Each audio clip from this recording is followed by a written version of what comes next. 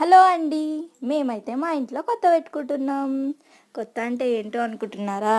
కొత్త అంటే ఈ కొత్త బియ్యం, పండిన బియ్యం ఉంటుంది కదా, ఈ ఇయర్ పంట పండిన బియ్యాన్ని తీసుకొచ్చి వాటిని వండి తినడం అన్నమాట.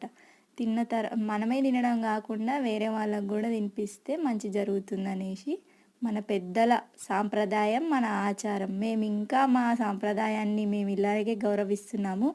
మీ సైడ్ మరి కొత్త పెట్టుకుంటే ఎట్లా చేస్తారు అనేసి మాకు కామెంట్లో చెప్పండి.